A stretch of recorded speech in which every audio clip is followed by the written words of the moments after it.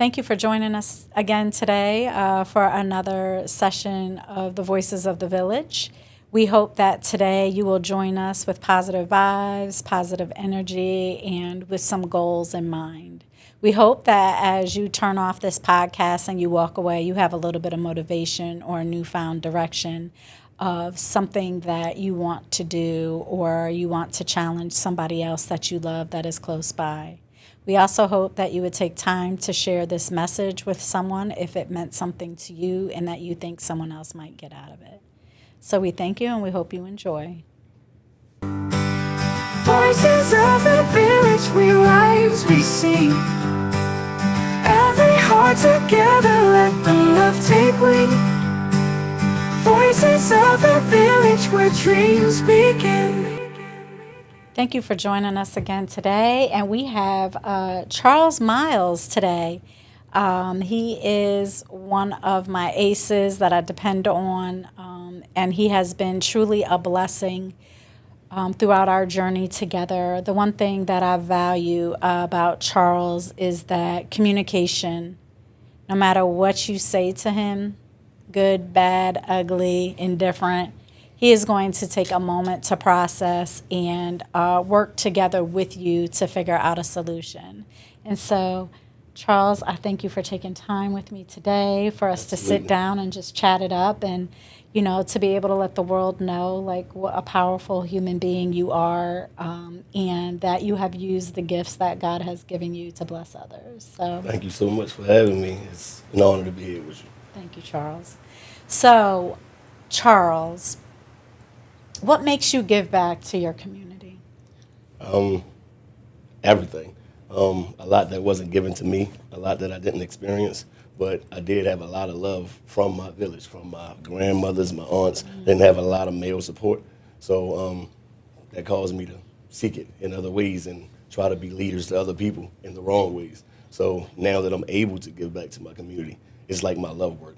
Like, Yeah. I don't find any joy in anything else that I do, using my intelligence or anything that I can learn, but just giving back to the community and seeing somebody change and get the love and support that I didn't have. Yeah, and one piece that you just said is your aunties, your grandmother, like there was a village when we were coming up. The neighbors Right, were right. all up in the business, even though they acted like they weren't in the business. I think the village aspect has left our communities. Oh, absolutely. And so I think with us and what we do and the work we do, we're trying to bring back that aspect of the village and how critical it is for us to implement that village for people. Oh, absolutely. I really bought into that from the day I started here, the whole village scene, because like I said, I had one, but it just wasn't a lot of men in that village. And in this environment here, there are a lot of strong men that are here to help cultivate that village. And with powerful stories, and Absolutely. you're one of those. So let's get a little bit into the background and a little bit of the story that you want to share with the world. Okay, it's long and in depth, but we're gonna try to shorten it out for you. But came from humble beginnings, you know, single mom. My dad was involved, but he was in Cleveland, Ohio, so that was a great distance. I was one of those kids that I didn't want to follow nobody. I wanted to be the leader, and then I found myself a leader of a bunch of impressionable geese. So, you know what I mean? And I use that as what's good for the goose is good for the gander, but I'm impressionating on a lot of geese that just want to follow me the wrong way because I consider myself very smart. I graduated with a 4.0, so of course that made me to believe, oh, I knew everything. Right. You know? And I absolutely did not. So ultimately that made me make some very poor decisions, landed in prison, well, jail, and then thought that was the end. But again, I thought that was nothing because I was only there for 6 months. That's nothing. Until I made a very bad decision that landed me there for a long time. Within that time frame, you know, I fell back in love with my, you know, relationship with the Lord. Grandmother was still that support. My mother was that support. No men, you know. And within the facility, I came a part of this program called Youth Journey, and it was called Young Offenders Undertaking True Heroism. And it was a lot of the older guys trying to impersonate on the younger men. It's 18. Like with the rules were you can't be more than 25 to be in it, but we're trying to captivate the ones that's so when they do go out, they don't come back in. Right. And then, of course, when I came out working, sure-footed, but I wasn't fulfilled. Like, as you know, when I started here, I had 2, 3 jobs. I was moving around just trying to do what I thought I needed to do to provide as a man and to, make sure I'm making the right decisions. But again, I wasn't fulfilled until Lead for Life came. And, yeah. Thank you. So it sounds like the men, when you were in prison, gave you an opportunity for mentorship. Oh, absolutely. And so was that where you started to realize that you wanted to be a mentor to others as well? Yes. Because prior to my incarceration, I was married. I was a stepfather of 4 young men. And I prided myself on what I taught them. But then another thing that I learned was if you can't be a good example, you'll end up being a terrible warning. Mm-hmm. So I was a good example until I wasn't. So within my mistakes, I made them see that, okay, you got to make the right choices and decisions, because in an instant second, it could change your whole life. So within that, of course, I was still mentoring my stepsons from within there. But then when I got to get a hold of the older men and the younger men that didn't have anything, right. You know what I mean? That's when I started seeing that, okay, if I could do it with them, then I could do it with anybody. So what is the one piece that you've been able to walk away with that you gained from being a mentor to others? What was that? Oh, that gem that you got from being a mentor. That you matter. Like, for real, for the longest time, like I said, I always prided myself on being smart, but like, really, what good does it? What are you really doing? And then just like mentoring with somebody and not knowing the effect that you've had on them, and not hearing from them for a year, but then they call you mm-hmm. because of whatever role you played in their life, and that actually helped them to do something better. Right. That's enormous. So, Charles, yes. Do you know the impact of your voice? And if so, how do you use it as a tool for you? I didn't know the impact of my voice until I learned the negative impact of my voice, because I have a loud voice, and I tend to sometimes use what I know and rush through it. But now, like through the tutelage of you and other people that have invested in me, I do now know the power of my voice, and that if I see something, I can say something, and then I can teach somebody else just as well as I can learn. So I love sharing that, because I do think I do have more power than I ever knew. Really, like, if you see something, say something. We live in this culture where it's like no snitching. Oh, absolutely. Even in the workplace, like everybody's like, oh, I'm not snitching. But there are barriers that happen in any business that you have. Mm-hmm. And what do you think the negative impact of this whole, and snitching, like in the workplace, we're not committing any mm-hmm. illegal activities. We're not, making these poor decisions. Like, every decision that we're making is impacting somebody's life, whether it's the employees, whether it's our participants, mm-hmm. whether it's our community vendors or partners.